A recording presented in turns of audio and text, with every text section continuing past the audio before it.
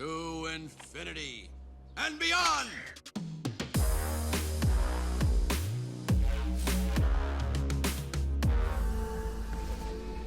Alright guys, it's already time to put it back on, baby. Let's go.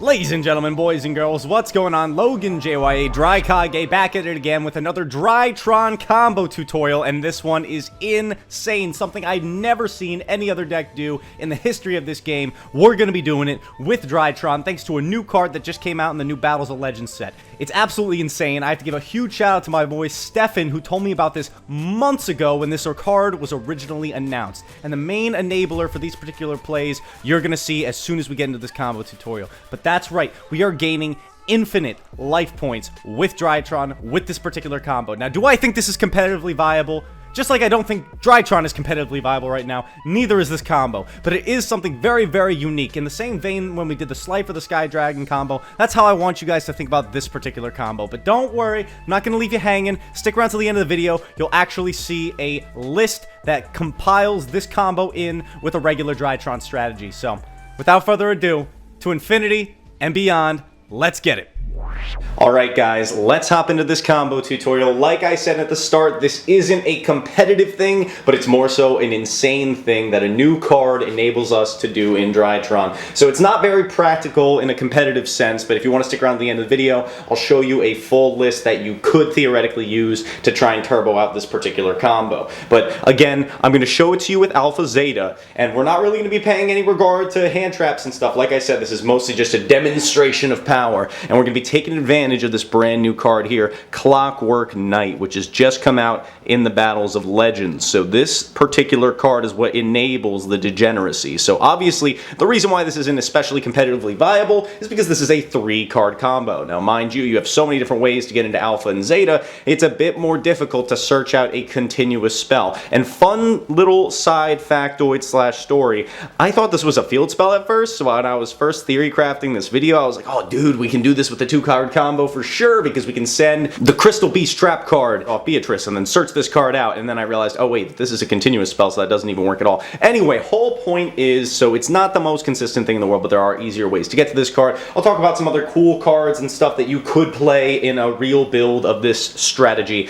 but again, keep in mind, this is for fun, guys, this is for fun, but you're gonna see the first ever, at least in my lifetime, seeing an infinite life point combo. So without further ado, let's get into it. Alright guys, so we're going to hold back on that Clockwork Knight. We're just going to keep that in our hand for now. And we'll go start off the combo with Alpha pitch Zeta as always and grab ourselves the Ben 10. And then Alpha comes out like so, and we'll use Zeta's Effect Engrave, pitching off that Ben 10 to special summon it back here. I know I'm paying no mind to Bestials with this combo, but this is how we're going to do it for this demonstration's purposes. We'll then use Ben 10's effect, grab ourselves Diviner here, and we will continue to play on from here. It's going to look like a pretty standard Drytron combo. You know, we have so many different ways of doing it. We'll go Moy Beta. Moy Beta effect is going to Foolish Burial. We're going to send Gamma. And we're actually going to hold back on using this Gamma for a long while, alright guys? But we are going to use it. We're just going to wait on it. Next, we'll normal summon the Diviner. Use Diviner's effect like so. Send the Herald of the Arclight, and Herald effect will search our first copy of Iditen from the deck. Next, we'll take the Medionis Drytron, activate it for the first time, detach off Moy Beta to summon the Iditen from the hand, and Iditen will bounce back that Medionis Drytron to the hand. Next, we'll overlay that Iditen with the Diviner, overlay it for Beatrice. Beatrice effect, detaching that Iditen. Very important that you do detach the Iditen for this combo. We're sending a second copy of Iditen. Again, guys, Iditen looping is what's going to enable us to gain infinite life points. But you'll see how we'll get there in just a moment. We're not necessarily there yet. We're going to go Medionis effect, detach off Moy Beta, summon back Iditen for the first time, and Iditen will let us add back that Medionis. We're going to be doing that a lot, and we're going to use it again to use the Moy Beta itself and summon back the Iditen again, and then add back the Medionis again, like so. So like I said, we are looping this card like crazy, and there's a real important reason why we're doing that. We're going to overlay these two guys and summon the Ptolemy M7 over here, and Ptolemy's effect, we're going to detach off that to add back the Ben 10 from the start of our combo back to our hand. Next, from this point, you can use the Gamma in your grave that we sent off that Moy Beta at the start. Like I said, we were going to be waiting on it. We're going to send that Ben 10 we added back to special summon itself and any name from the grave. We'll use Ben 10's effect to search, and that will grab us our Natasha, and that is going to be our enabler for gaining the infinite life points. And there's some cheeky stuff that kind of comes along with this territory, but you'll see in just a moment.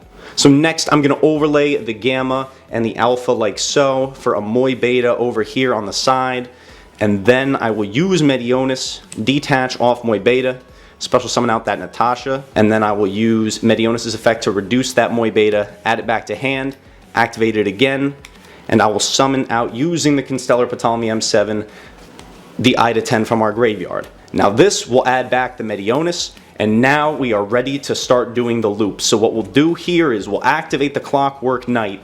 You may be able to activate this at an earlier point, it doesn't really matter, but what this card does is that it makes everything you control a machine. They gain a little bit of attack points. It's not the most important thing for the purposes of this combo, because what we're going to do is now that our Ida 10 is a machine, and we have another copy of Ida 10 in the graveyard, the requirements for Medionis is to tribute machine monsters from your hand or field to special summon your ritual monsters from your hand or graveyard. So we are currently set up to use Medionis, tributing the Ida 10 from our field to special summon back another Ida 10 from the graveyard. And then Ida 10's effect in the graveyard will trigger, which is not once per turn, to boost all ritual monsters you control by 1,000 attack points. And then this Medionis will add, this Ida 10 will add back Medionis to your hand. You can then do it again, and do it again, and do it again, an infinite number of times, because there is no hard once per turn on the Ida 10. That means you can boost your Natasha to theoretically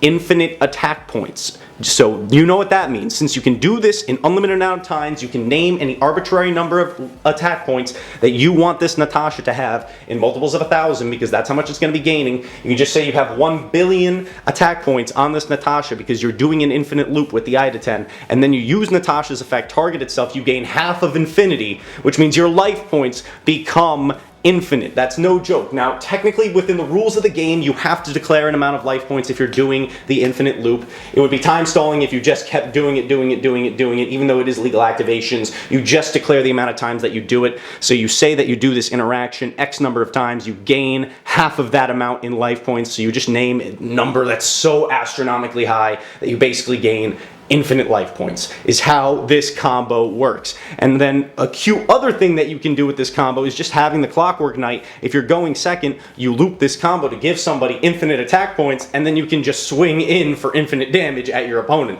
So this does have some other cheeky interactions when you really think about it. One other cheeky one that stands out to me is that now that the Natasha and the Ida 10 are machines, they are actually, your Moy Beta now has a live spell and trap negate whenever you have Clockwork Knight up and any ritual monster on the field, because it becomes a machine. So just some cool additional interactions to think about when you're playing this particular combo build of Drytron. Again, it is a goofy one, but what can you expect from the Drykage? Again, huge shout out to my boy Stefan, who is the one who brought this up to me months ago when they announced that this card was being created. And I gotta say, man, kudos to you, my brother. Now, without further ado, let's bring this to a close. I'll talk about a few other cards that you can play in a build like this. I'll show you a quick list, and then we'll wrap things up. Let's get into it. Alright guys, now let's go over some other cards that you could choose to play if you really wanted to take this build of Clockwork Knight Drytron to your locals and actually try and compete and pull this combo off in a real game scenario. Some other cards that I would consider playing, and again, if you guys want to see a list, check it out at the end, but I'm going to give you guys some potential options. The first thing that comes to mind is, since this is a theoretical 3-card combo and a whole of hand approach, which means depending on the cards in your hand is going to depend on how you play out the combo, as well as the points of interaction that your opponent has on your turn, I was thinking it'd be worthwhile to play Pot of Prosperity to dig you into that midnight. If you didn't see it hard opened in the opening hand, it could enable you to do this 3-card combo. So it adds that extra layer of consistency. This is a pretty obvious choice here, but it's something definitely worthwhile to consider. Another thing I thought was worth considering, which is both an offensive and a defensive card, is if you wanted to play the Bestial package. So the cool thing about this is it's another way that can turbo you into your Beatrice. There are other ways to exploit this combo, again, using a whole of hand approach. If you can get into the individual pieces, like Beatrice, like Ida 10, you can still do the loop. So Another card that gets you into that is any bestial monster. Since they're level 6, you overlay them into Beatrice. It's another option. Would I main deck it? I don't know. Personally, I prefer to side deck the bestial package when playing Drytron, but just something to consider. Moving on from there, another goofy card that you can actually summon in this build pretty consistently would be the Wallow. And this card's been seeing a lot of play, not only in any deck that plays the bestial engine, but any rank 6 deck in general that can put this guy out. It's got an insane effect. It can basically just steal your opponent cards for free almost. Now, again, in a lot of situations, it's hard to make a rank 6, but the bestials and the Ida-10s make it infinitely easier. So this is another potential option of a card that you could theoretically go into in this Drytron build. Something to consider. And the final thing I wanted to talk about is if I was going to play this deck and really try to pull off this combo, what better way to back it up with the pre-prep package to protect you from hand traps, interactions, as well as getting your play started with a Ben 10 search. There are other routes that get you into this combo. I sound like a broken record, but it's true. If you can do so, you can actually get into your combo a little bit earlier and safer if you set up that early Herald of Perfection. Another thing I want to add in is like, okay, it's cool to gain infinite life or give something infinite attack points, but what's that come out to if it's turn 0 and you're doing this combo? Yeah, sure, it'll be impossible to kill you, but how are you stopping your opponent? So this is another means of stopping your opponent in actual win condition, mind you, is something that I would consider playing is the Herald of Perfection, and of course the pre-prep package to go along with it because of its offensive and defensive capabilities, and to go along with that, complement it nicely, regular preparation of rights and Cyber Angel Ben 10. Obviously, this is what you would be searching off this if you open up the pre-prep, but you can also use the preparation of rights to add back your ritual spell without using your Ida 10 effect, which gives you another free ritual summon during that turn, or you can use this to search out the Ida 10 and skip that step using your Diviner. It would help you play through interactions and other awkward hands. So these are the other cards I would consider playing. Now let's round this out. I'm going to show you guys a list and then I'll bring it home. Alright guys, so thank you so much for watching. Don't forget to hit that like button. Let's get into this list. Alright homies, as promised, we're going to close out this video with my take on an actual Drytron list that would employ the use of this infinite life point combo. What you're seeing on the screen right now is how I would do it if I was going to take, if I had no reservations about it whatsoever. I was going to go to an event tomorrow and try and play Drytron and gain infinite life on somebody. This is how I would try and do it. Is this kind of a mess of a list? A little bit. But let me explain my logic here, alright? So as you can see, it's 50 cards, and that's why I think, you know, we want to go above 40 in this particular build, even though you do want to see the Clockwork Knight. If you do see it, as well as Alpha Zeta, and you're gonna go for that combo strat, a backup plan to winning that game could very well be deck out. So that's why the logic is of going above 40 in this particular build. Now, is that gonna be applicable against Runics? Probably not. Or if your deck's getting milled out by a Shizu tier? Maybe not. It's a loose thought, alright guys? But that's why we're looking at 50. You see a standard build lineup very similar to what we were doing with the most recent Perfection build of Drytron. I did max out Diviner because, again, we are dealing with a situation where the Ishizu cards are milling our deck. We don't want our one copy of Diviner to get milled, so we beef that guy up a little bit, and we are still employing the pre-prep and preparation of rights packages. Not only can it get you into Ben 10 and your Herald of Perfection plays early to protect your combo, but you can also, in the later half of your turn, use prep to get something like an Ida 10 or a free add back of your Medionis Drytron, which would be especially useful if it was milled by the effect of an Ishizu card. But again, we're looking at 50 cards, high fairy lineup. Again, Orange Light's going to be one of your defensive cards as well as an offensive card. You got to stay ready. Either you're lock and loading it for your Perfection, or you're lining it up early to play your combo as safe as possible.